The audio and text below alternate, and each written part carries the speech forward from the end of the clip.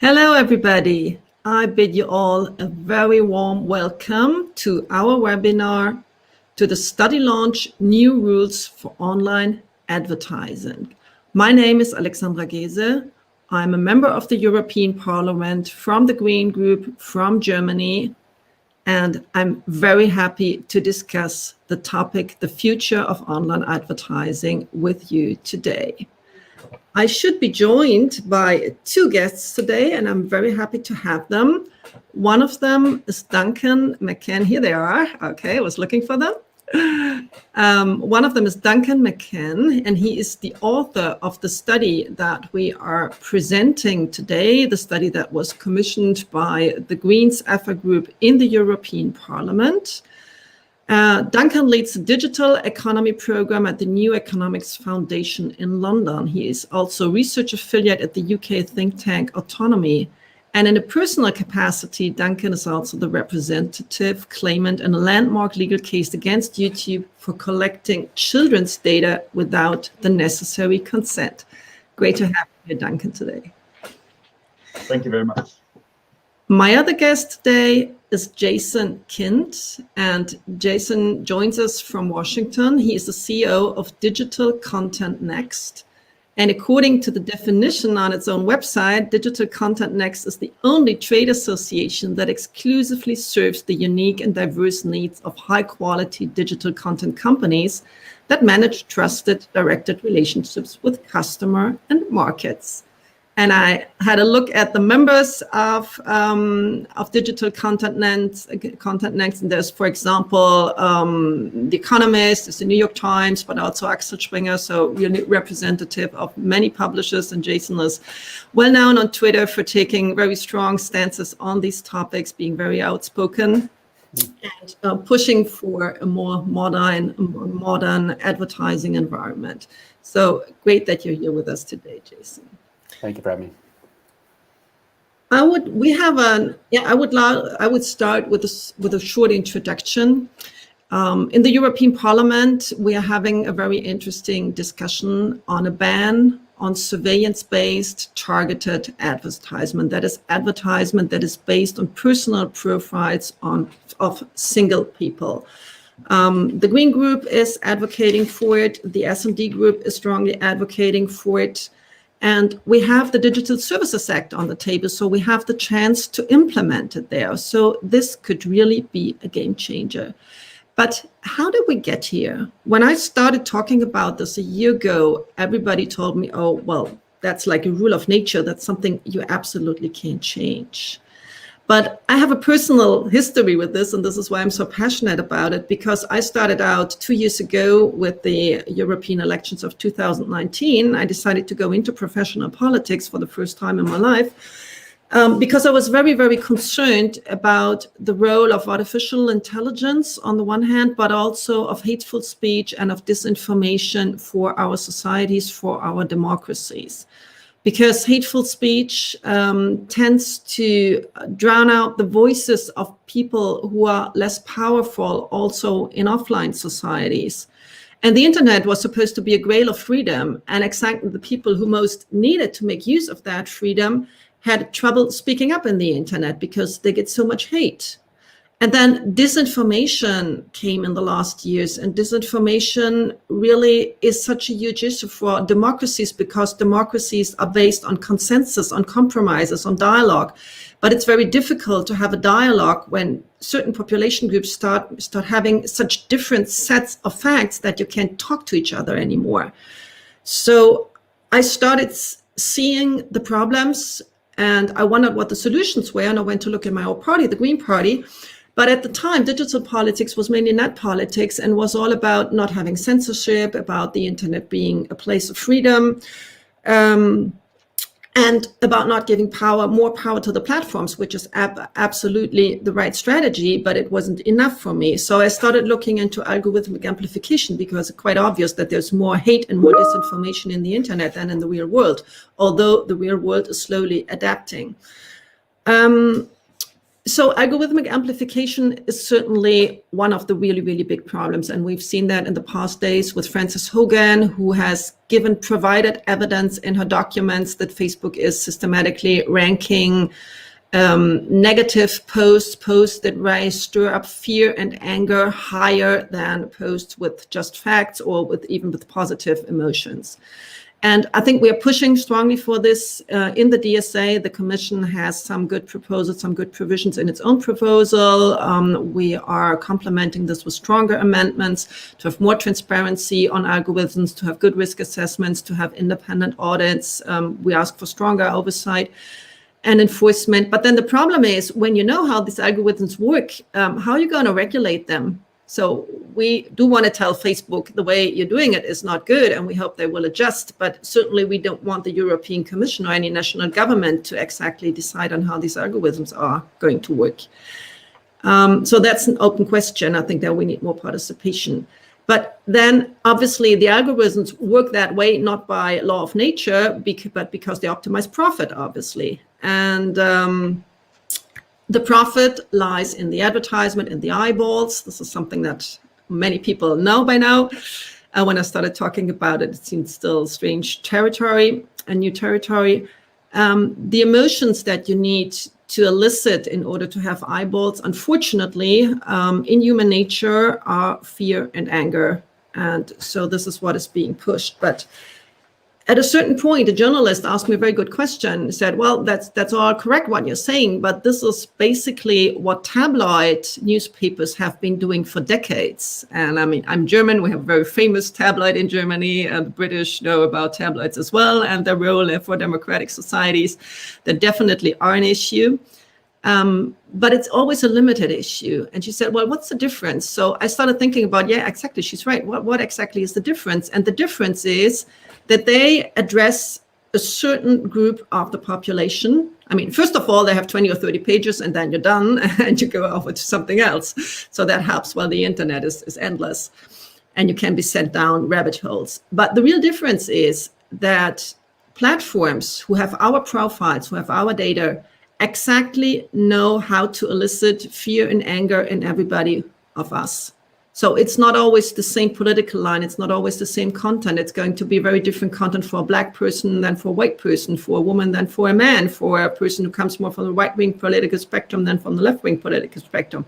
But they know how to do it to all of us, and they know how to do it exactly at what time of the day even. And that makes it so dangerous, and it allows them not only to manipulate single people, but huge population groups. So I started looking into the business model, because actually all this data is collected to place ads, but also helps to place content. And the interesting question is what comes first and how can we stop it? But in the DSA, from the point of view of the IMCO committee, where I'm a member, we can stop the business model, the advertising model. So I started looking into this advertising model. I started talking to publishers, and I discovered RTBs, real-time bidding. So the places that Duncan is going to explain, I suppose, where our personal data is broadcast to hundreds and thousands of companies 300 times a day. And that was quite shocking. And so we came up with the idea, well, let's just ban it. Let's just get rid of it. And obviously, and now we are in the situation where this is being seriously discussed, and it's one of the really big issues of the DSA. In every committee meeting, this is what we're talking about. I was told, well, you have to look at the economic aspects. You can't just ban it, because publishers live on it. Publishers desperately need surveillance tracking-based or surveillance-based advertisement. And so I started looking at the economic situation of publishers and made some very interesting discoveries that Duncan and Jason are going to speak about. I was told, well, it's good for SMEs. Actually, my local bookshop doesn't exactly agree, but maybe there are some SMEs. We looked into that as well, and I think Duncan and Jason can address that. And we decided, but since there's very little knowledge on all these aspects, and very, very few people, very few also of my colleagues, lawmakers who have to decide this, know about how this system works and tend to listen to what Facebook and Google and many other lobbyists tell them, we decided to commission a study that explains the whole business model, that explains who the main actors are, what the competition issues are, not only what the harms for society are, but especially the economic aspects, who is concerned. And what we really wanted to find out, what are the opportunities that arise with the ban? What happens after the ban? Because many publishers told me, well, you're basically right in what you're saying, and we know that. What we prefer a slow suicide to a quick one, actually. And this is why we wanted to look into what are the opportunities, what comes next, what are the possibilities to finance, to fund the great services, the great connectivity the internet allows us without being surveyed and tracked all the time. And I think we have some very interesting results, and I would like to hand over to Duncan McCann to present these results. The floor is yours. Thank you so much, Alexandra, for that great introduction. So my name's Duncan McCann. I am the author of the report, which I did as my role as an affiliate researcher for the Autonomy think tank here in London. And my goal today is just to talk you through briefly what is quite a long report that has quite a lot of detail in it. And I want to give you a flavour of the arc of the argument that we're trying to make, but really finish up on some of those opportunities and some analysis of the impact before handing over to Jason for a response from him. So maybe first of all, just to go into a little bit of the detail about what is this practice we're actually talking about, just to make sure we're all on the same page and that we understand the practices involved. Really, the kind of surveillance-based advertising, although it fits into more, I'm going to broadly summarize as having kind of two models: the Facebook model and the Google model. I'm going to call them for shorthand, because they operate quite differently. It's important that we separate them out to understand as well how we then need to address them.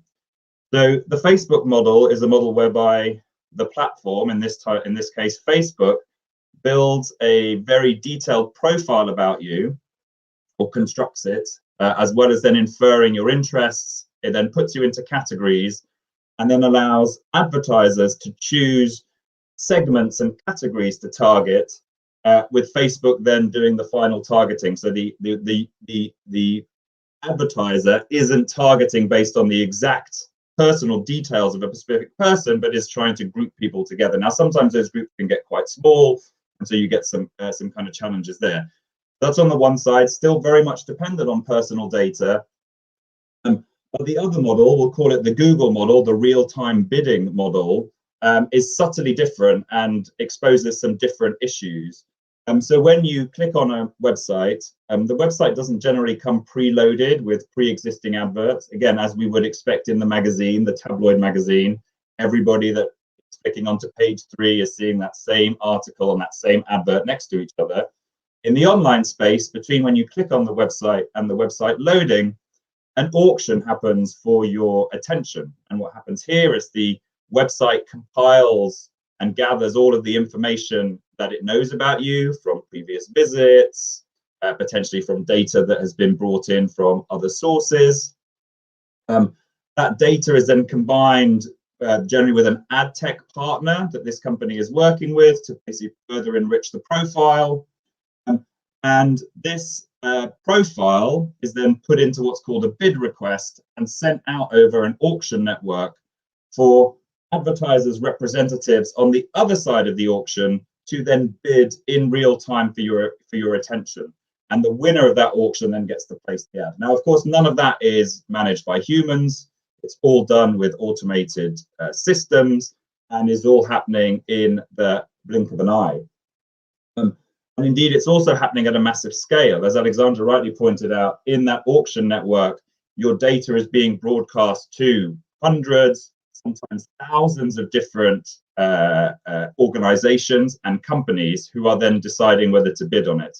And for the purpose of this report, because most of the exchanges don't actually make public the number of bid requests that are coming in and that are passing through their exchanges on a regular basis, using very, very conservative estimates, we estimate that for EU internet users, this is happening at least 300 times a day. A profile is being created of you and broadcast over the internet. And indeed, some of this data can be quite innocuous, but it can move into data which is highly personal and absolutely should not be broadcast in this fashion. So some of the categories that can be added are, you know, propensity to suffer from depression or other kind of mental illnesses, that you may be receiving counselling for incest or abuse, you know, things like that. And that's obviously at the very, very extreme end. Not everybody is getting categorized like that, but that just shows the kind of details that can be passed over this network. And again, hundreds of times a day, representing many billions of times a day for EU citizens. The other important thing then to remember, and this system is still relatively new, more than, you know, go back a decade plus, and advertising was not happening in this way. We didn't have the capacity, the technical capability, or the systems up in place. So this relatively new practice has also now got people turned against it. For most of the history of kind of real-time bidding for this, you know, for our online advertising space, many people have been able to point to survey after survey showing that people really wanted relevance, and that they were in some way happy with this grand exchange that was happening on the internet of data for relevance and content. But in fact, more recent data, including the hard data that we have from Apple's update earlier in the year, requiring people to specifically opt in, shows that in fact only a tiny minority of people are happy with this exchange. So the Apple opt-in statistics are about 20% now. And many of the publishers that I spoke to who had implemented kind of strict consent requirements on their pages saw really consent to the information for relevant ads, you know, plateau at about 10%. So we can really see that that people are also rejecting this and are not buying into the need to exchange data for relevant ads. And this is having an impact not just on individuals, but also on society. And so in the report, we outline 9 different impacts that it's having across society, democracy, and individuals. Each one of them, which could merit a whole report in itself. And they go from you know, rampant invasions of our privacy and our digital rights, with both the collection of data, the profiling, and potentially the broadcasting of data, at the very least skirting the very edges of what is compliant with GDPR, and currently being challenged in many courts around Europe, as well as by some data protection agencies. We see competition issues, which are now being investigated not only here in the UK by the CMA, but also by the European Commission, and multiple different investigations going on in the US. We see rampant fraud, and again, the exact figures, you know, vary greatly between the amount of fraud. But the figure that I find most alarming is that the World Federation of Advertisers, which estimated that by 2025, so in just a few years' time, ad fraud would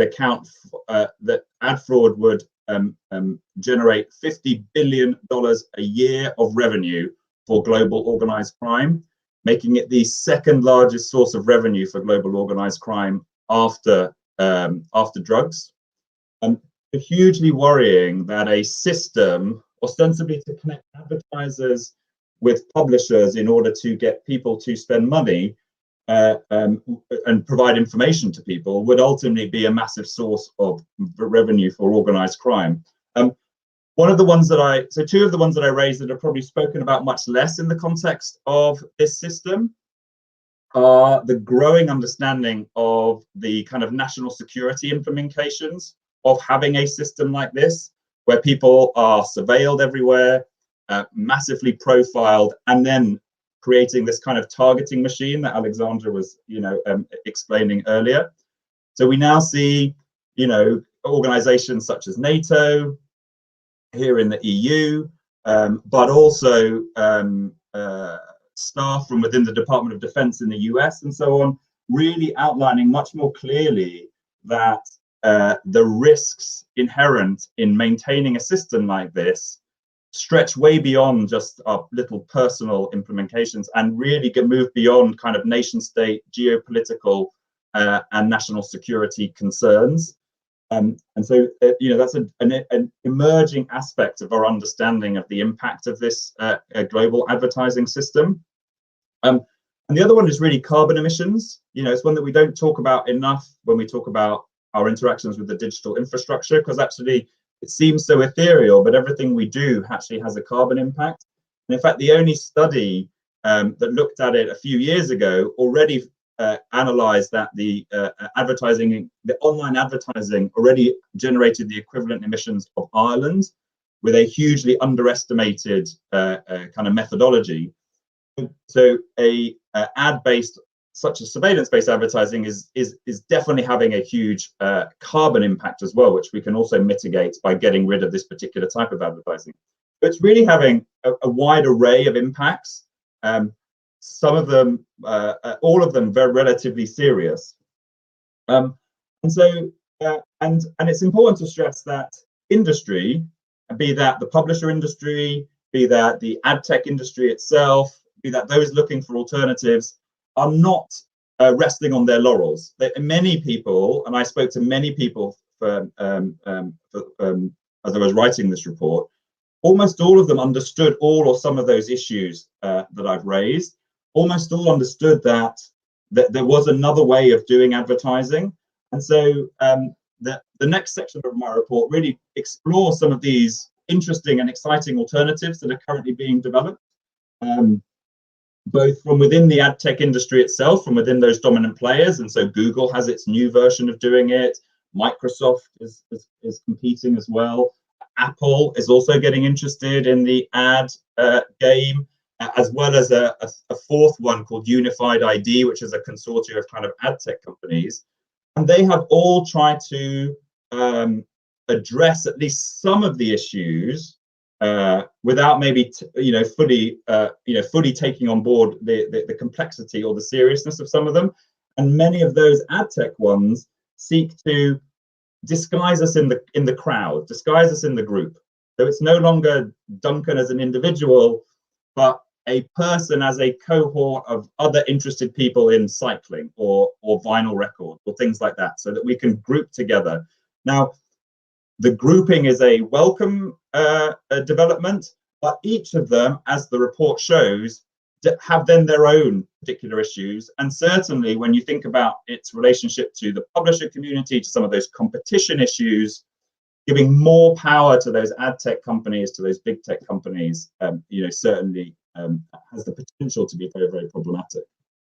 From within the kind of the privacy community, there are also really interesting initiatives happening to try and move us beyond this surveillance-based advertising. And again, I highlight some. One is kind of these automated privacy signals where we could engage more easily and directly with the companies that we visit without having to constantly say no or yes and allow us to share. And in fact, Digital Content Next has been developing a really interesting solution that is now going to be the first kind of automated privacy signal that actually has some legal recognition. And hopefully Jason can talk a bit about that exciting development in his bit afterwards. But for instance, other developments, so for instance, like on browser tracking, so if anybody has used browsers like Brave or Generate, they are very privacy protecting, although still being reliant on your own data being profiled in the web browser itself. But ultimately have a model that really doesn't fit the needs of publishers even less, because they strip out all of the revenue from publishers and divert that revenue stream through the browsers themselves.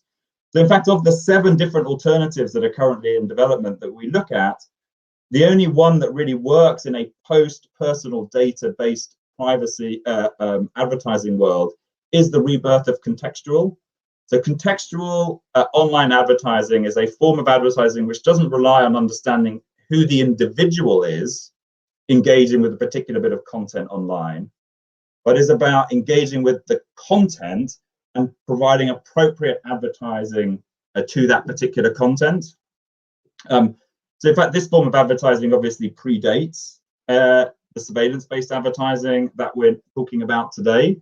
But again, this isn't also not a form of advertising that has remained undeveloped. It has gone through many iterations, uses much more intelligence, no longer just now about keywords, about the article. You have emotional analysis, sentiment analysis, real semantic analysis to understand, what the text is actually saying versus just what the headline is.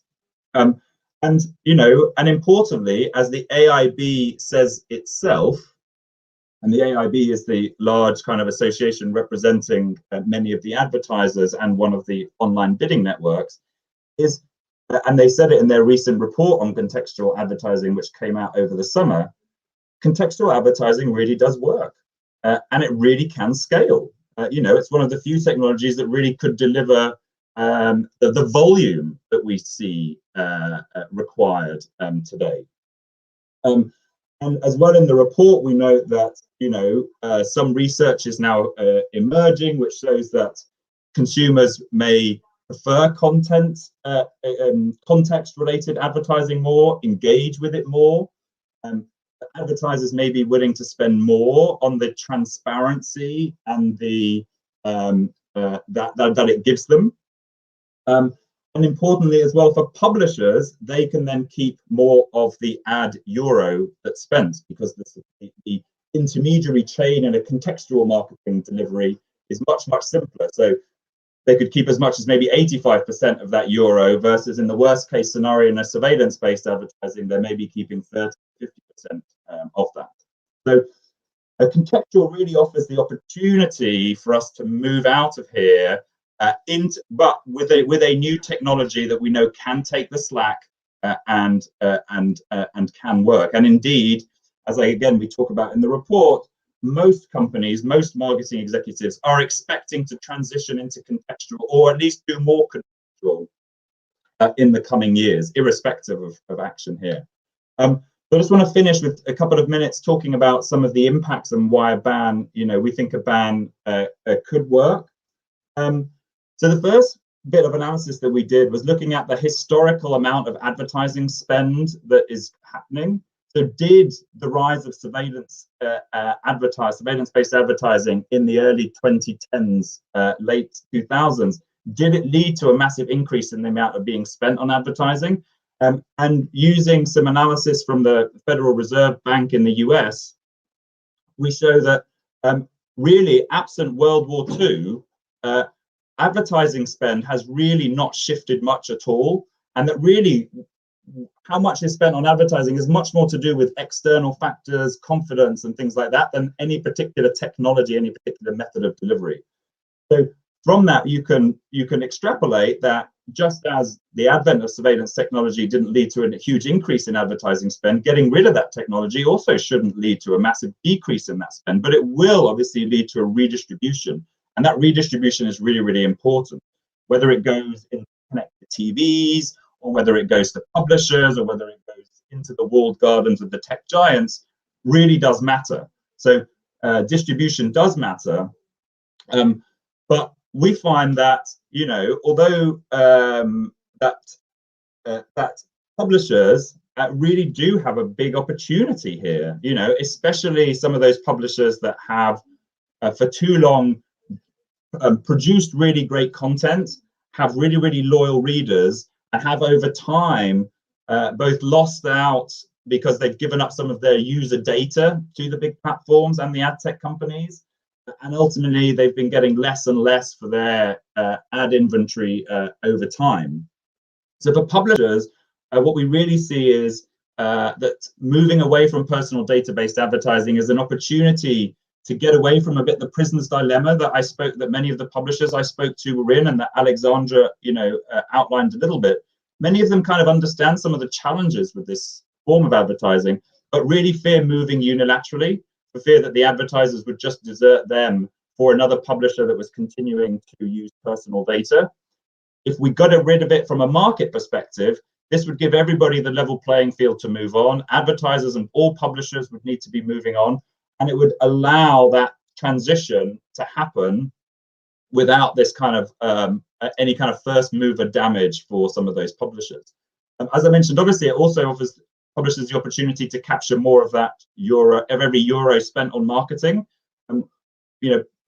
Much has been made of the opacity of the intermediaries in the ad tech ecosystem, and the fact that some reports have it that ad tech ecosystem eats up as much as 70% of each euro spent on advertising. And so shifting that dial from 30% to them keeping 85% would really be really important. But I think fundamentally, it offers also a chance for publishers to reset the relationship that they have with big tech and the advertising that has become critical to its business. And it's very hard to see how we create the conditions for a necessary reset without removing the personal data kind of benefit. I'll finish just briefly by talking about the SME question, because again, it's something that we do hear a lot. That SMEs really rely on this system, and I think very much from a kind of SME marketing perspective, rather than an SME kind of publisher perspective, but I think is also really interesting. And I think all we know in the report is that despite all of the talk, there is very little evidence as to exactly what the benefit is to SMEs and how they are getting it. And what we note, and indeed many of the experts I spoke to especially around ad fraud and so on, is that SMEs are for sure those most susceptible to be the victims of ad fraud.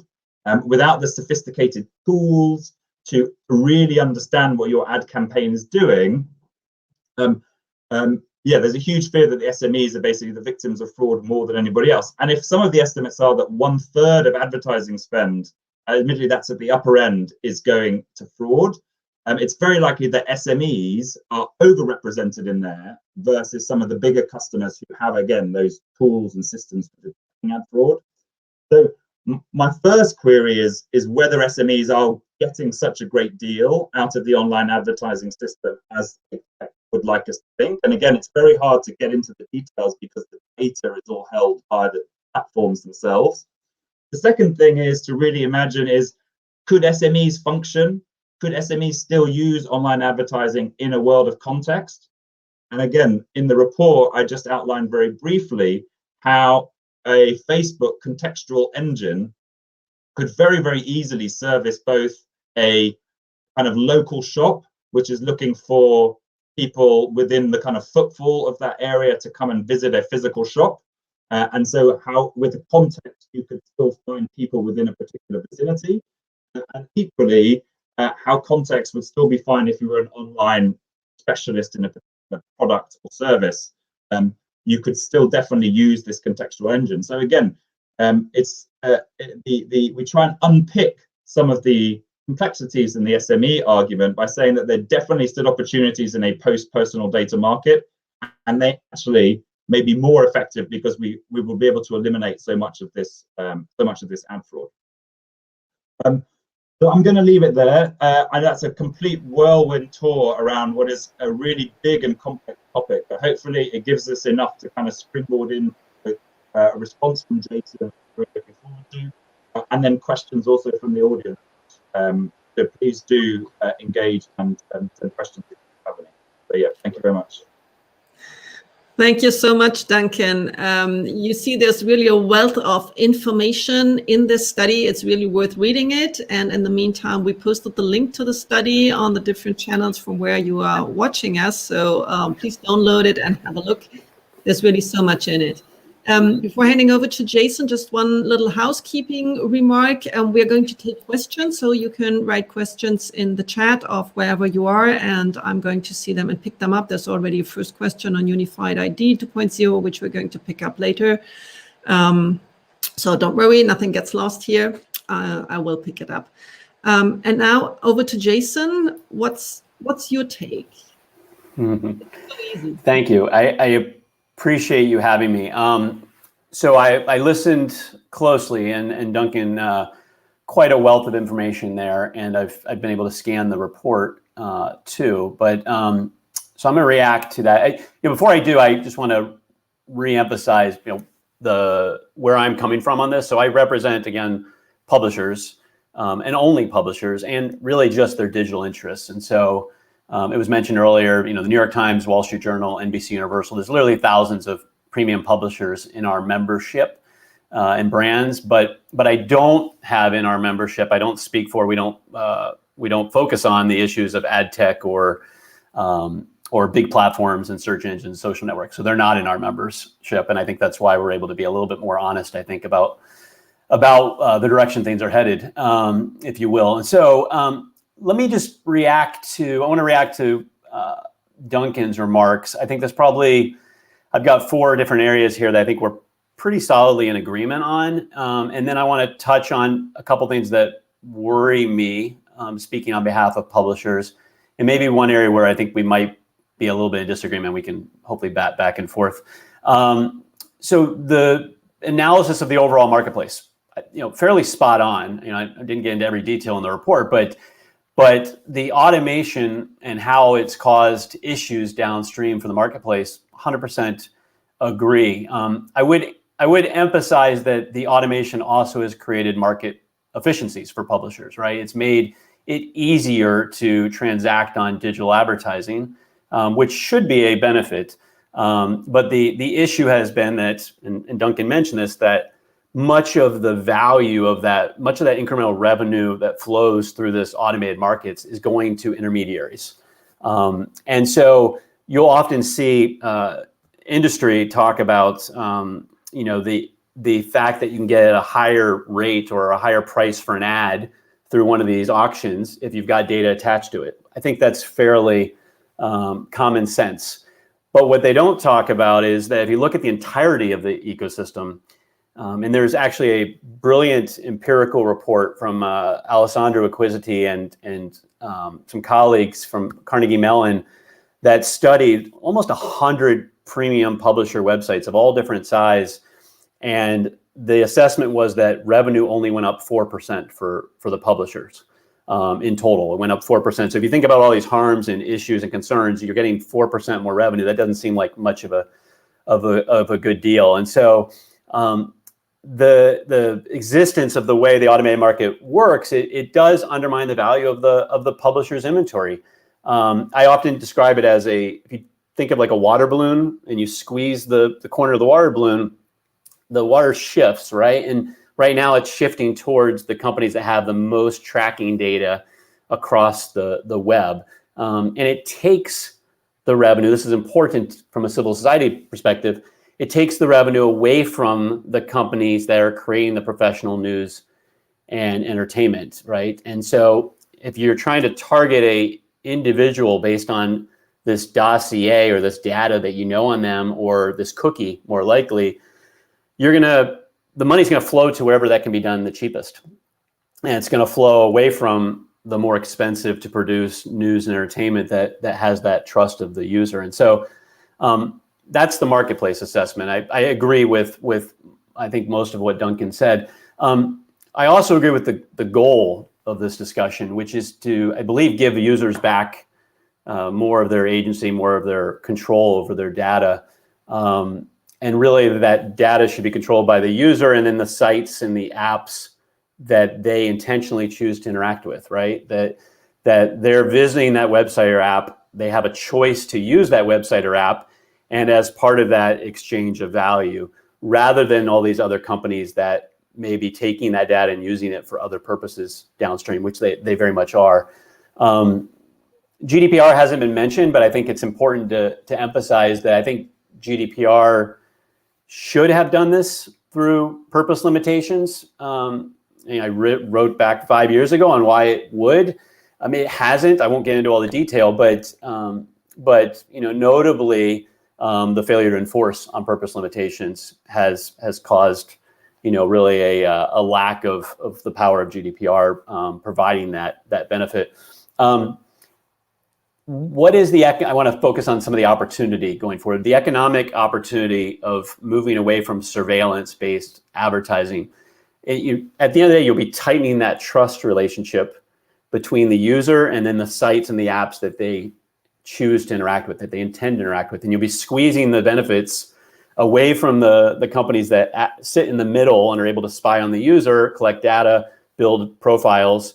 You'll be moving that away from those companies, and the gatekeepers, that I've heard talked about, Google and Facebook in particular, who are able to arbitrage off that relationship and how the money and the content flows, and moving that value back to the trusted publishers that the user intends to interact. The third area I think that we definitely agree on is the effect of removing that personal data. And so by removing that from the bid requests, ultimately you are shifting value back to other forms of targeting. Contextual being a good example that I heard. The contextual will be worth more if there's limitations on how personal data is able to be used. But there's other forms of targeting. There's location targeting and the brand itself that you want to target on, first party direct data, which I'll get into in a minute. So, and there's innovation that will happen in the ad tech space. Inevitably, there'll be new ad tech companies that will be more in line with user expectations. Duncan mentioned privacy signals, and those are often in the browser or an extension. And yes, DCN has been actively participating in building out the one that I think will be the first one to be enforced by law, called the Global Privacy Control.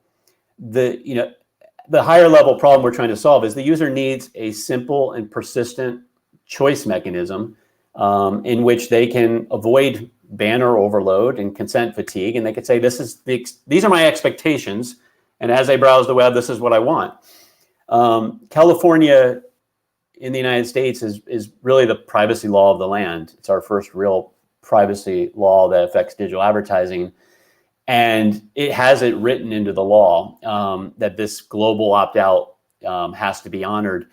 And the only difference I think is notable in California is it's an opt-out regime. And so the belief was that, if the user has to have the ability to opt out with a simple one-click button, which is great, then we want to make sure it's done right and it doesn't punish the publishers that they choose to interact with and they trust, while at the same time, the companies that they don't even know exist, that lurk in the background, that are collecting their data, are able to avoid it because the user doesn't even know they exist. And so we're working on that, and it will be enforced under the law. I think that's a good pivot point to the things that worry me. The browser signal, the extension, is also an area that I think you'll hear publishers and groups that speak for publishers express concern. And the connecting the dots on why they're worried, which I think is 100% my concern too, is that the most dominant browser is owned by the largest company in surveillance advertising. And so as much as Google owns Chrome and the most popular operating system, Android, it creates incredible risk if they have that control. And so you have to ask yourself the question of, the browser and the operating system should ultimately be the user agent. It should be working 100% on behalf of the user.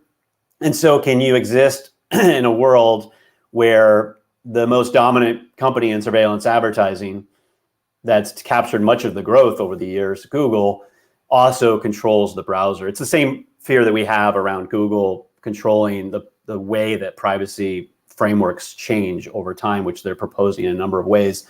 On a simple level, the browser, Chrome, is supposed to work for the user. And in that regard, the Chrome team should be treating any large company that conducts surveillance advertising as a threat actor. They should be treated as a security vulnerability. And so ask yourself whether or not the Chrome team at Google has the ability to treat Google as a threat actor.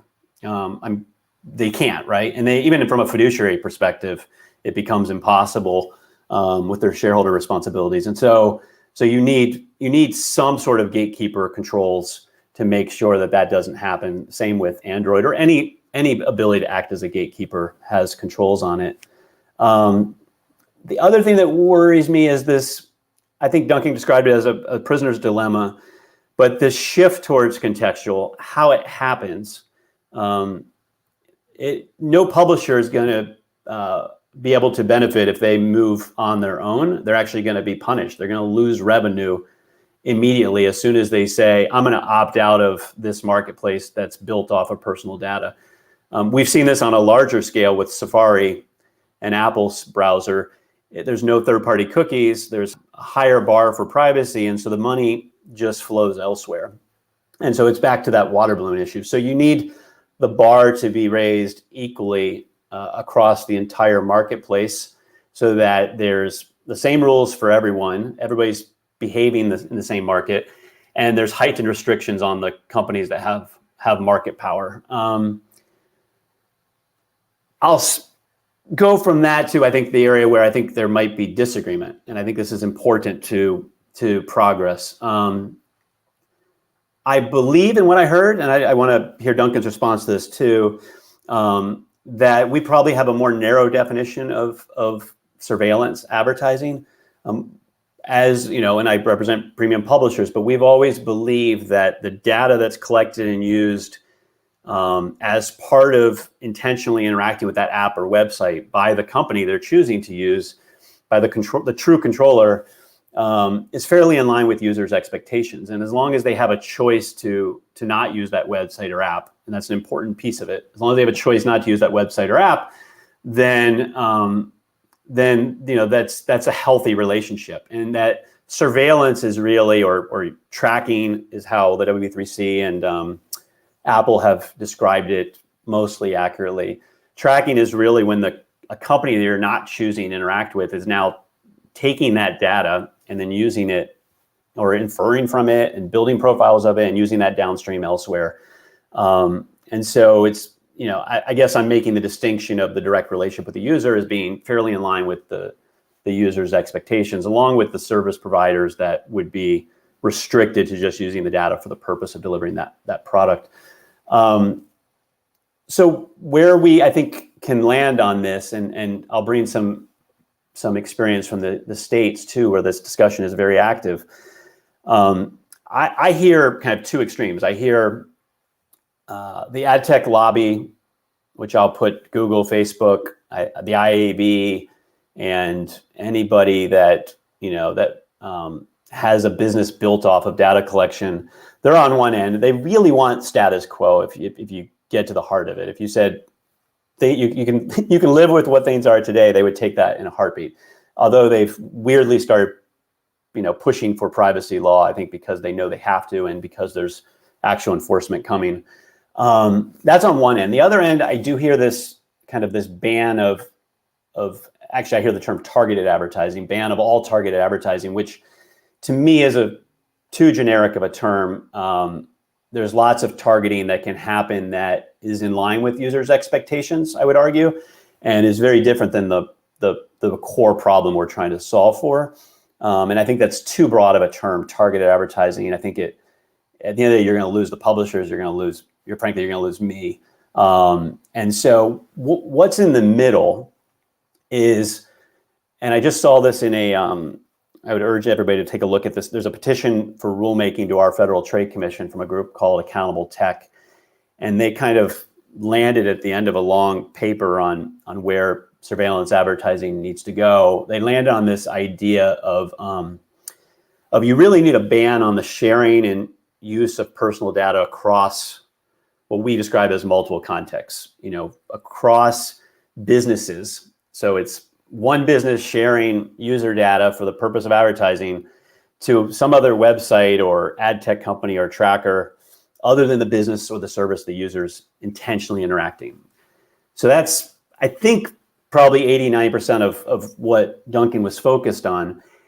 And then importantly, and again, I think this is necessary to keep publishers and to keep, certainly to keep my support for anything like this, is that you also need to have that heightened restriction on the gatekeepers. You need to, frankly, just ban any use of personal data outside of silos by a Google or Facebook, right? And so that they can't use their gatekeeper status in order to say, we have consent for this data, which Google very much did with the rollout of GDPR. They basically told publishers, here's what you're going to do. Here's how we're going to collect data. This is the single consent. You're going to carry the liability. We're not going to tell you anything more. I mean, it was we sent a letter to the commission for a reason. so they need very tight controls that silo the data. It works with Facebook too. The German decision, I think, against Facebook that's in the courts, where they can't use data across Instagram, across the Facebook Blue app, across the web. They have to silo it. That becomes critically important to avoid the concentration of data and limit that market power, which inevitably is going to backfire. And I think publishers are so worried about. Lastly, I think all this just does serve a benefit of preserving a source of revenue for smaller publishers if it's done in that way. So as long as those smaller publishers aren't also then participating in that surveillance across the web. I think I'll stop there. I hopefully gave some to react to, Duncan too.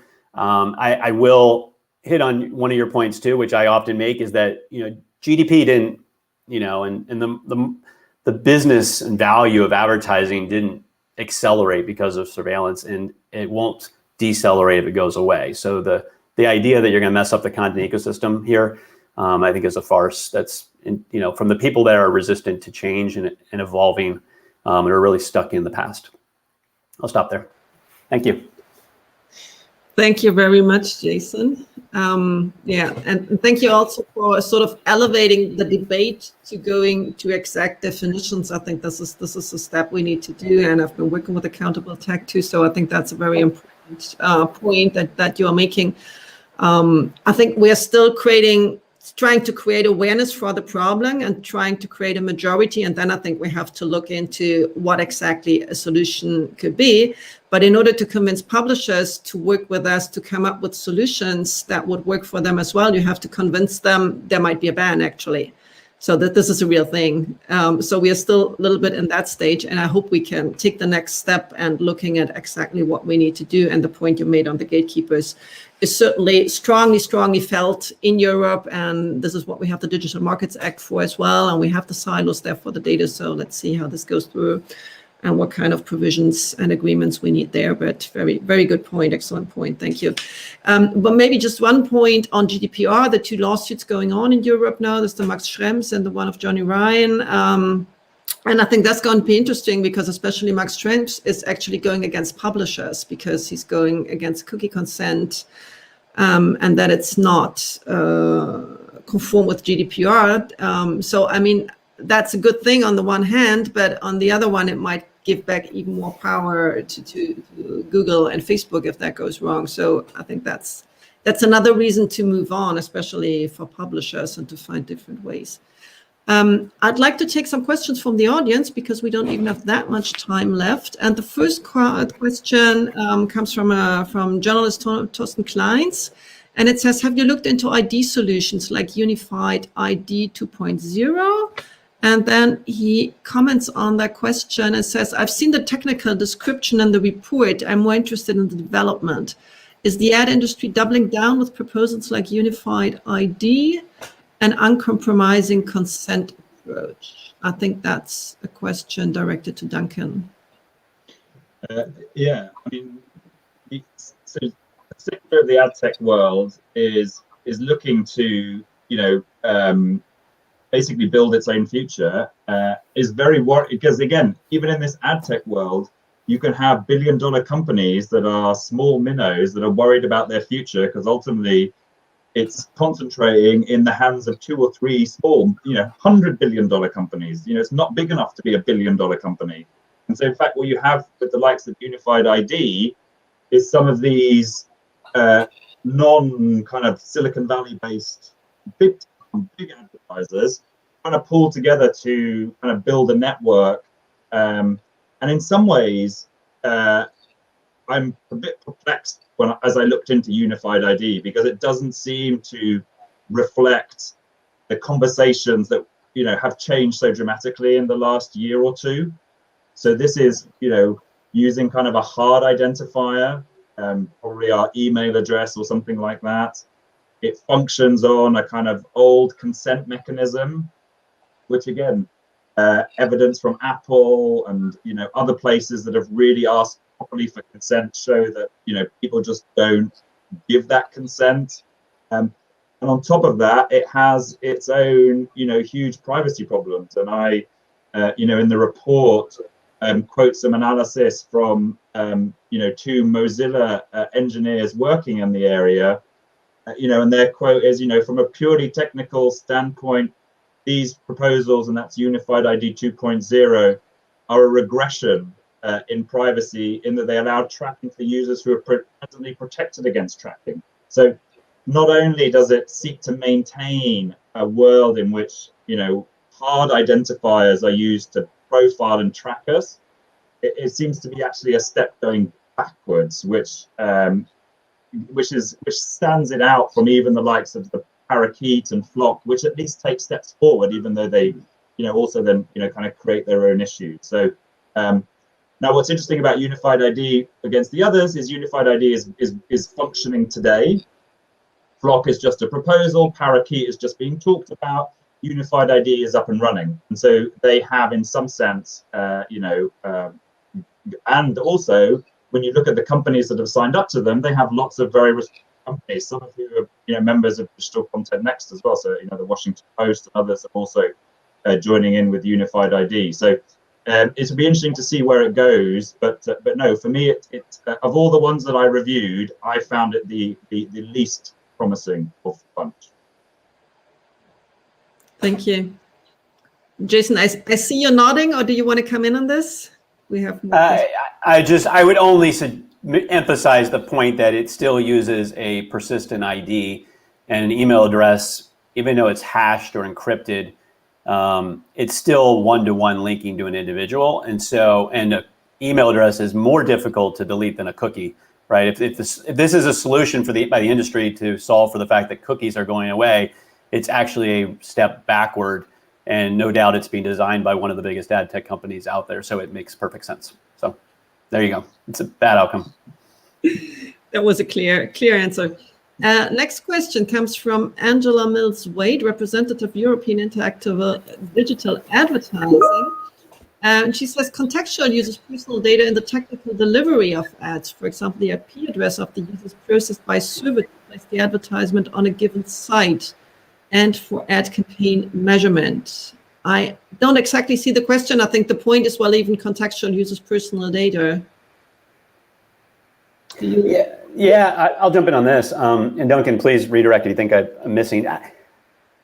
That's back to my point of not throwing the baby out with the bathwater, in that there are uses of data by the site or the app that the user is choosing to interact with that are entirely in line with users' expectations. Fraud prevention, fulfillment, billing, subscription, and I would argue even certain types of advertising targeting that are important and need to be differentiated. I've seen, even with the way GDPR rolled out, that even though GDPR does differentiate for things like fraud prevention, and in California these are all permitted purposes that are not restricted, for some reason the industry then treats them all the same and treats all data the same. And I think a user would understand, as part of using a website, that their IP address is going to be exposed. Inevitably, it's going to happen separate from the advertising anyway, as part of the exchange of value with the site. So I think we have to be cautious not to be too restrictive here. And I take Angela's point there.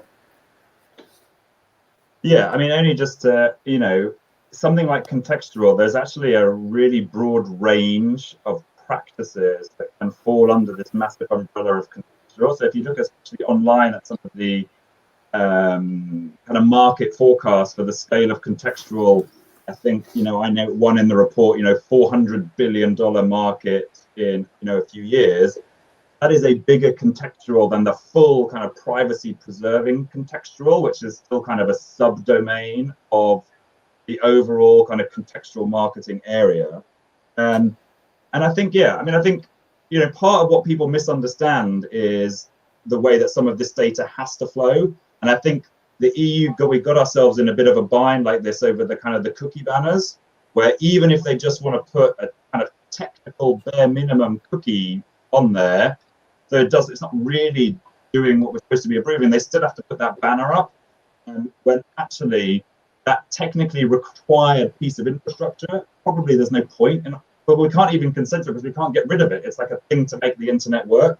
Similarly, you know, you couldn't send an email without also sharing some personal metadata along with that email. It wouldn't know where to go. It wouldn't know, it just wouldn't work. So, you know, if the delivery of ads does require some bit of personal data to flow with that in the data, that's still a very, very different prospect to that ad being based on an individual who has been surveilled over a long period of time, a detailed profile based on that individual, and personal data sent out about that individual. And I think Jason's absolutely right. This is also where we need to understand where are the edges of what we're talking about. What kind of data do we actually want to permit here? And equally, what kind of new tools do we need to really understand ad and campaign measurement? And again, in the report, I outlined some of the activities done by some of those first movers.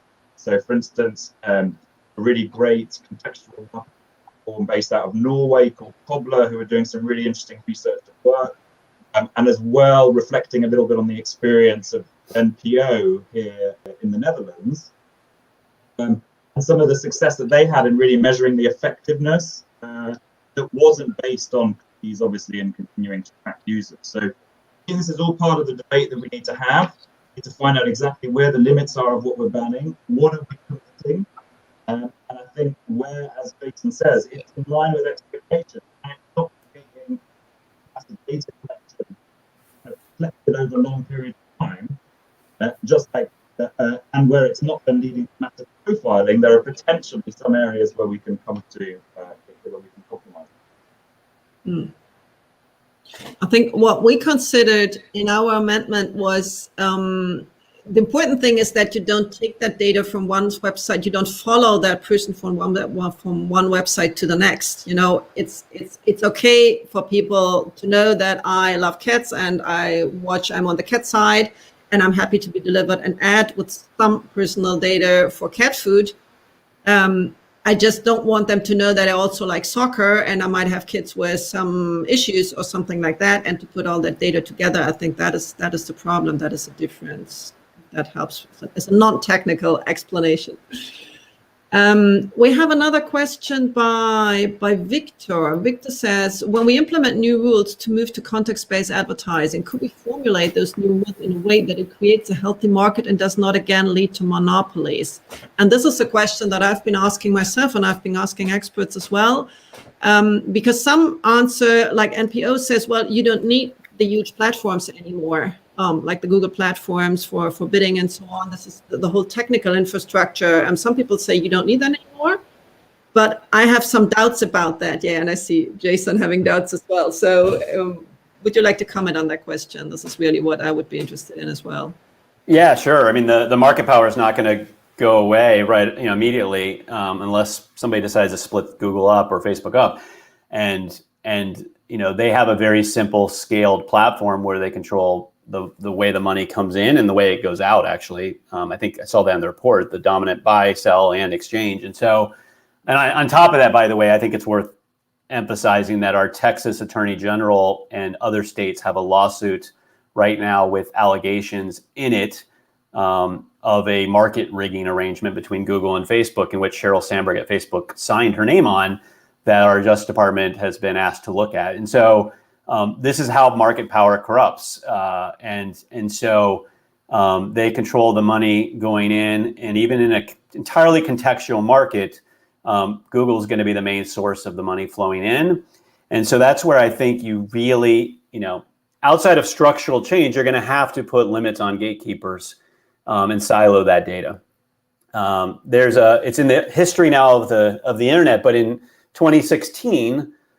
Google, for the first time, merged its cookie into a single cookie across all of its properties, across the web, across search, et cetera. And the thinking at the time was they did that because Facebook was growing really well and fast on mobile, and Google didn't have identifiers. And so that data being merged across all of Google's assets is critically important, just like it is for Facebook. And unless you address that, then a ban on surveillance advertising, wherever you land on that definition, is going to be destructive to the smaller players. You have to deal with the market power. Yeah, I mean, I think the only thing I would, really the big tech's kind of dominance is based on them, one, having more personal data than anybody else. So they have the richest kind of trove of personal data. It's by owning all these key bits of the infrastructure. And so not only do they get, revenue each time a place is ad, but they can also then portion off some of these percentages of the ad revenue, even when it's being placed on a Google site or anything like that. And so what the getting rid of personal data as part of it, it will undermine one of the ways in which these players have been able to build such a dominant position, because so suddenly you won't be competing based on who has the best personal data or the richest personal data, but who has the best context.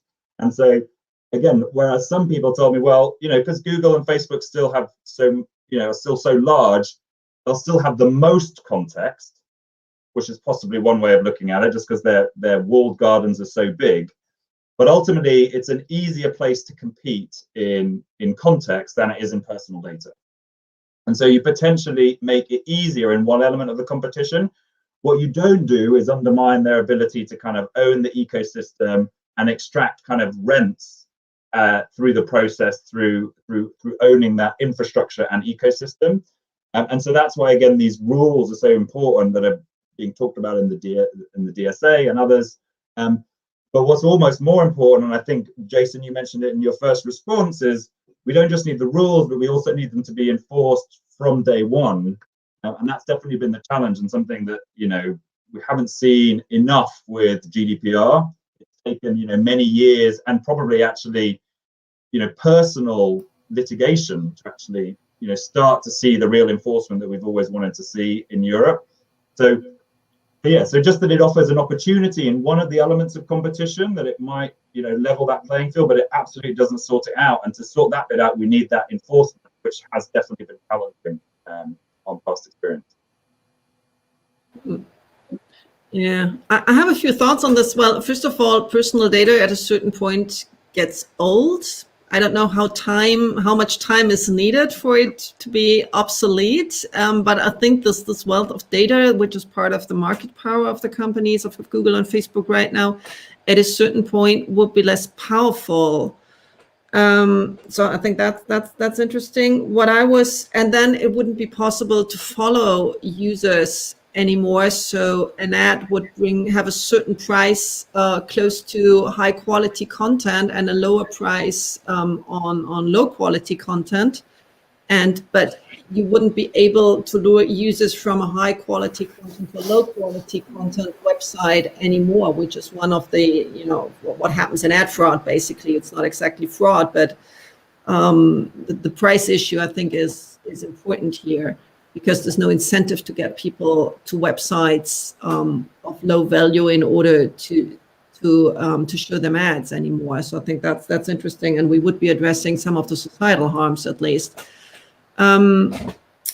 What I was wondering, as a question to Jason, do you think that publishers could set up their own platforms? I mean, I know there's a German private television broadcaster who has done that, who refused to go on YouTube, and they do it, and they say they still do surveillance advertising, but they have their own data. They don't have to give up their data to you, hand the client's data over to YouTube. So do you see any movement in that direction for having competing platforms, at least for contextual? Or what kind of market could you imagine? You see what's on Google?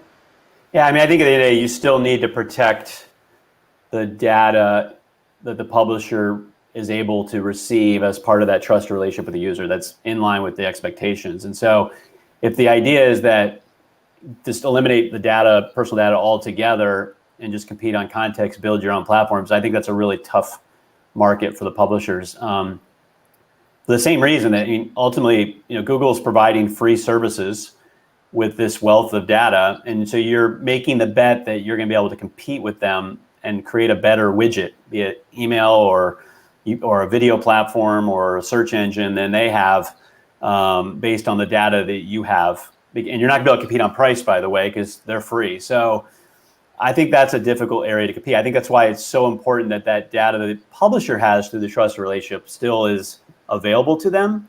And on top of that, you deal with the market power constraints, the market power issues of search, operating system, social network, and browser that are dominant and controlled by gatekeepers.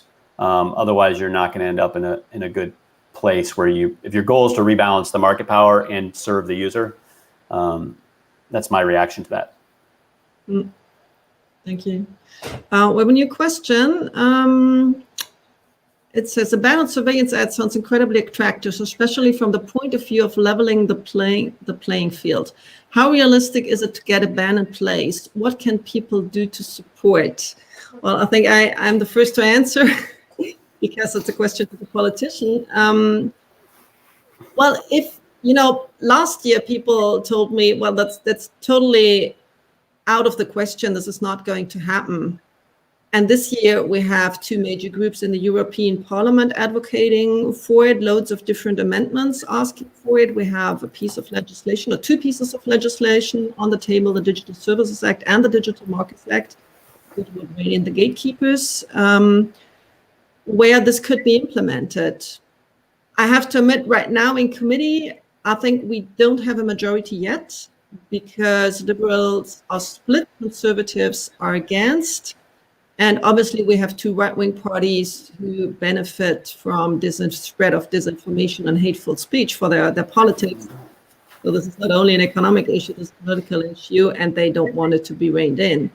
So the majority is not on our side yet, but I think things are moving. I mean, there's a lot of talk in the US about this now, which was sort of unthinkable 18 months ago when I talked to colleagues in Congress. They were like, well, this sounds very radical. We could never do that in the US. And now this is being seriously debated. In the UK as well, there's an alliance of, I think, 43 non-governmental organizations led by Amnesty International, which has an incredible tech team doing great work on this. And they just started a campaign. And I think this campaign is going to gain traction. People with iPhones are being alerted to the possibility to opt out or to have to opt into tracking of apps. So I think people are starting to talk about it. And if we get more public awareness, I think by the time we vote on this legislation, we have the possibility to have a majority. And what can people do to support? I think learn about it, find out how it works, work with these campaigns, support the campaigns on social media. That's the prisoner's dilemma we are in. On Twitter, talk to your friends, and don't accept it as a law of nature that this is how the internet works. There are alternatives. This is not how the internet has already worked. It can be different. It can be a better place, and it can still be a better place in a capitalist world, without having to have a revolution. And it would be even better for a lot of companies and publishers. So that would be my take, but I think Duncan and Jason would like to join in there.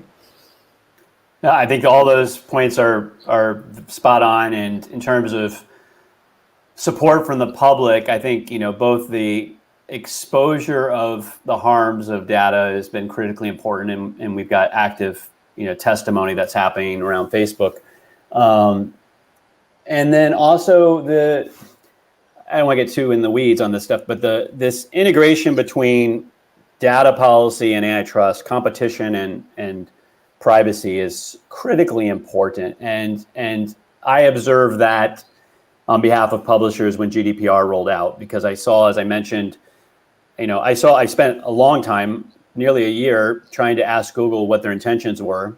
And then I watched them on the eve of GDPR in April 2018, basically tell the world, here's what you're going to do, here's how it's going to work. And they ran over all the publishers in a way to protect their own interests. And so you had publishers all, having this heightened enforcement risk where they're trying to compete with Google. And they're doing so, by the way, through a patchwork of ad tech, which is, everybody would agree, is messy as all get out, but they're just literally trying to compete to be able to protect newsroom jobs and the work that they do. And they're doing it by a messy ecosystem of real-time bidding just to try to keep up with Google, who mandated this is how it's going to work. And then on the flip side, you've got Facebook, who, you got this decision that just came out this morning from Ireland that essentially, at least at its first read, is a draft, says that the way Facebook has implemented GDPR, by not even asking the user for consent, like Google forced on, that they just put it in their contract, is okay. And so I'm looking at that going, okay, we're trying to be better. Meanwhile, the two dominant players are basically just running over enforcement. And so that's where the Digital Markets Act and the higher restrictions on the gatekeepers is mission important. And that's where privacy and data integrates with antitrust. And if you don't have that, I think you're going to have a lot of concerns from the publisher community. I totally agree. Duncan? Yeah, and I don't think I've got a huge amount really to add, because I think, both of you have spoken so eloquently on it. Only just to give kind of my personal experience. So I've been, writing on this subject specifically for kind of the last 4 years. When I first tried, when I was at the New Economics Foundation, trying to advocate for a ban on the use of personal data, I almost couldn't get it through the think tank kind of approval process because it was just too unrealistic an idea. Now, ultimately, I persisted, and I'm kind of glad not every bet that I make like that comes off. But what's shown is that in this area, in the last 3 or 4 years, we've come from a world where there were only really a few advocates and people really, really interested in the area of privacy and data who were really aware of what we were doing. Where now there's a much better general awareness of the challenges. And these aren't just, as so many of our data about us as individuals, about us as atomized individuals needing to protect our identity on our data, but actually hitting and impacting some of these really, really important institutions, up to and including like democracy itself and like social cohesion more broadly. And I think as those issues, as it moves beyond just an issue of the individual and it moves into an issue of society and democracy, I think that's also when people have really woken up that we really need to do something about this. It's, personal data problems are an issue, but ultimately, maybe something we could live with. But ultimately, we do need democracy and we do need society. So I think as those have become better explained by those seeking change, I think you're seeing this now really exciting momentum that we have. So both, active, detailed debate going on in Europe, the same going on in the US, and certainly we're working hard to, get the same level and maturity of debate, here in the UK as well. And notwithstanding, it's not just us, Western world engaging in this privacy debate. Mustn't be forgotten that China has just implemented, really. For them, groundbreaking privacy rules. Now, how it impacts on the state and how it pans out, is still to be seen. But the world is moving in. This is the direction the world is moving in, and certainly where public opinion and and concern is. And so that's why I see, much as I hesitate to kind of count my chickens before we've actually got somewhere with it, the momentum is with us, and the direction of travel is firmly what we're talking about today. Alexandra, can I add one more point on that?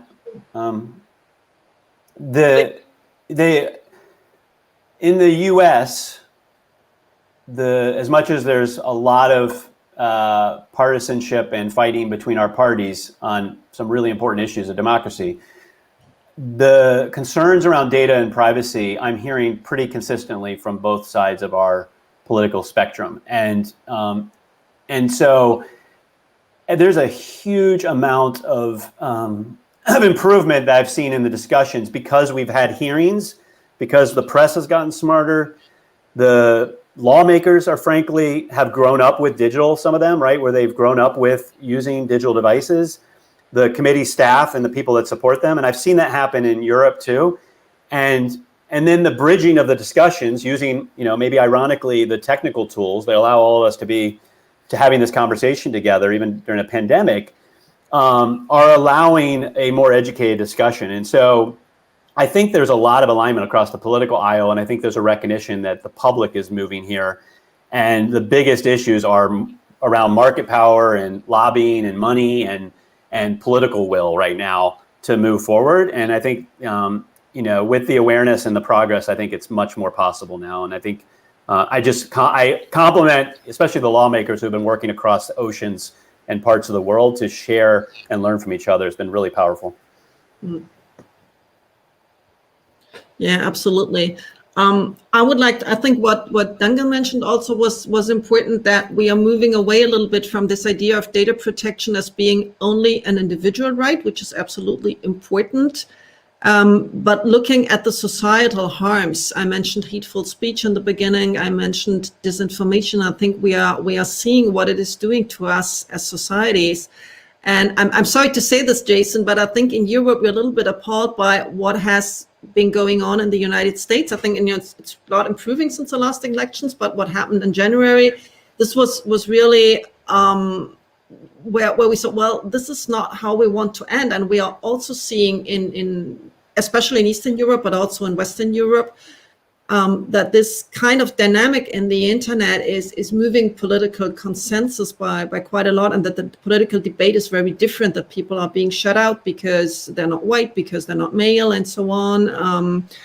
Lots of cases, really, people, you know, in Germany, which was supposed to be the country with really reliable, strong, traditional media, which people believe, and now we have something like 20% of the population who don't want to get vaccinated, in spite of all scientific evidence, you know, and we have really good traditional media, and you can really rely on many of them. And still this is happening even here, even in those countries that we thought were very solid in terms of democracy. So this is what people are actually concerned about, I think, from a citizen's point of view. And this is what I want to fix. And when you start digging, as I said before, at a certain point, you end up there and having a few companies controlling all this personal data and being able to manipulate groups of people. So this is really what we want to stop. And then you see the market power issue, which needs to be fixed. Publishers that should have a very important role in countering disinformation and giving people all the facts and allowing for an informed debate, that which we need for democracy, and them being squeezed in this whole situation. So I think this is where we are going. I have, just before we finish, I have just one specific question on to Jason on global privacy control, because this is really interesting. Do you think, I mean, what does that do to publishers exactly? And do you think this is something we could build in the DSA or the DMA, more the DSA, I suppose, than the DMA? Is that an option for Europe? I think it's tricky because you're more of an opt-in regime than an opt-out regime. But the notion is that the browser or the extension that you install is as close to the user's expectations by default, and then the user can, in one click, in European terms, say, I want a single controller. I want the only controller to be the website or app that I'm choosing to interact with, and any of its service providers that are necessary for that experience. But that data should not be available for anybody else outside of delivering me the product. And so in one click, that's what it does. And then California law allows for it and will enforce against it. And the Attorney General of California has said that. What's different in Europe is that because that isn't as powerful, because the reverse of it, you're trying to, you're doing an opt-in regime. And then on top of that, the purpose limitations of GDPR, I worry, if they're going to work the way they're supposed to work, then you're also storing a lot more than that single binary choice, which I think creates some fingerprinting risks, if you will, or tracking risk. And so I know there's a proposal on the table that a group has put together there. I think it's interesting. I think it should be thought about, but I think the regime is a bit different. If you could eliminate all of the requests or necessity of having to ask user for permission for stuff that's in line with their expectations, like just stuff that happens as part of the ordinary course of business, then that control might be much more powerful, is my take. Hopefully that makes sense. Yes, I do. Thank you. Yeah, and in the report, as well as highlighting the great work of obviously privacy control, we also outline the None of Your Business's advanced data protection control system, which is trying to take some of that core functionality and make it fit to, as Jason rightly said, the more complex, detailed, nuanced legal environment that we sit in here. And then I think it'll be a really interesting trade-off, because the beauty of what global privacy control, it does one thing really well, simply, everybody knows exactly what it's doing. As soon as you get into all that complexity, you're just shifting complexity from one place to the other versus actually getting rid of it, which is what obviously, global privacy control is going to do.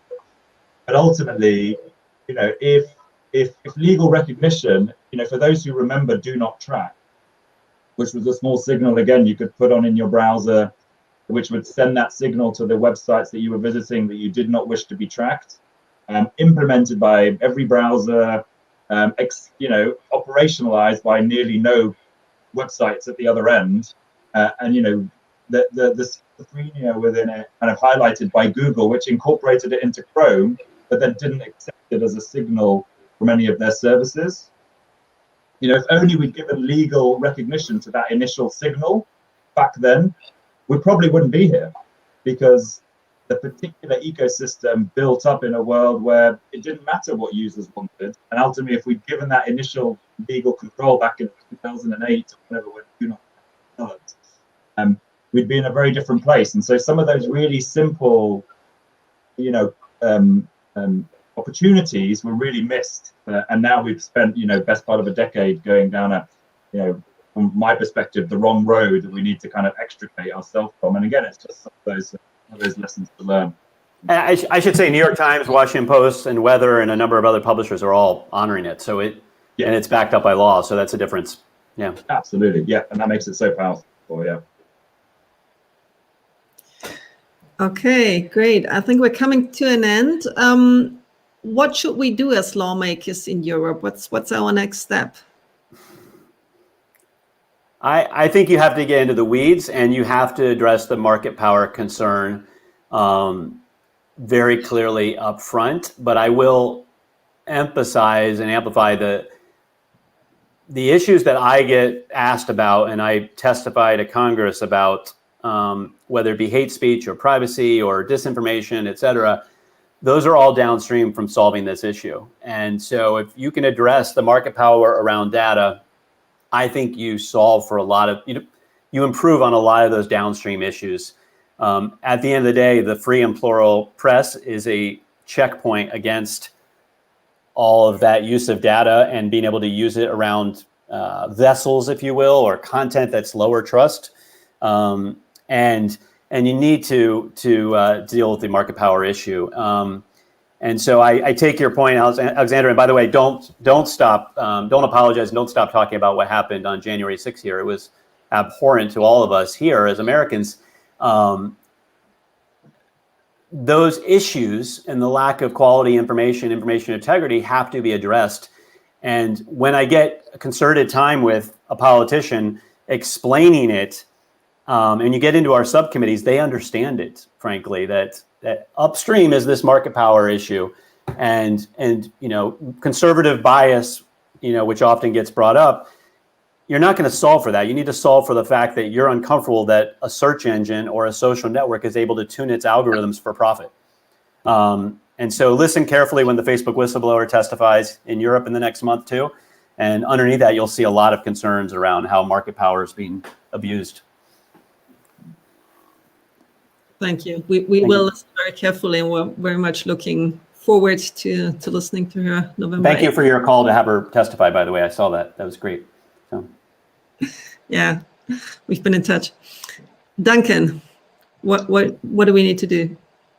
Well, I think something that I think you said, Alexandra, in one of our previous calls was that, in terms of reforming the digital economy, ending surveillance advertising doesn't give us all the things that we want, but it is absolutely a prerequisite to being able to build that future that we want. So not losing sight of that goal, which that it might not deliver, it's not the silver bullet, it's not going to change everything from tomorrow, but actually it's such a critical part of the foundation on which the digital economy is built. Without addressing it, we can't build many of the things that we want on top of that, because we just don't have the right foundations. And And then I think really the hard work up ahead is just understanding, given that some data will flow in any of this, whatever future we go to, some data is going to flow both as we interact with the website, because it, again, either has to for a functionality, or people actually want to exchange data with a particular website or publisher or whatever. I think now comes the hard work of understanding and to figure out how we technically create the restriction that we want around the practices that we really don't want to see. And we've outlined that we've named a lot of them, you know, the cross-use of data, the sale of data, you know, the rampant profiling, you know, all of this kind of stuff, the inferring of data, you know, spoken about so many of the aspects that we want to end. And it's about drawing that circle around what we still want to include, and where does that go? And I think that's the real challenging bit forward, because it's so technically complex, and in an ever-changing world. I think that's the real challenge. But not to lose sight that we need change in this, because without that, we really can't get the digital economy that we want. Thank you so much. I can confirm that it's challenging, especially for a lawmaker. But we are working on it with the strong support of the Greens EFA group, but there's also the S&D group and then the European Parliament working on it. So I think we are strong groups pushing for this, and we will be looking for solutions, for more technical solutions. I think now we are still trying to establish the principle that this is not the way you do business and you run a democracy. And I hope I will be able in the future to keep counting on your help and your advice when we try to devise these exact solutions. That would be extremely helpful. So thank you so much to both of you for being with us tonight and this morning, for Jason. And thanks to the audience for the very good questions and for your patience and your attentions. If you have any open questions, you find all three of us on Twitter, all quite engaged there. So we're happy to interact and to answer further questions. And for the rest, follow us in social media, wherever we are. You can sign up if you're interested in further developments, you can sign up for my newsletter. We will keep you informed on what's going on in the DSA, the DMA, and everything else in the European Parliament.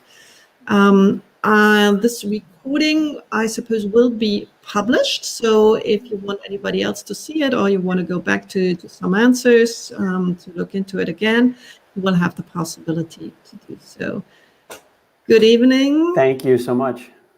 You're very welcome. Thank you for including the publishers in the discussion. It's super important. I appreciate it. It's a very important voice in this discussion. Thank you. And it's very important to have this debate with them and not against them. This is something that I've really cared about from the beginning. Thank you. Thanks. So everybody connected from Europe, have a great evening, Jason. And if there's anybody else from, Ciao. Thank you. Goodbye. Thank you so much. Goodbye. Stay safe.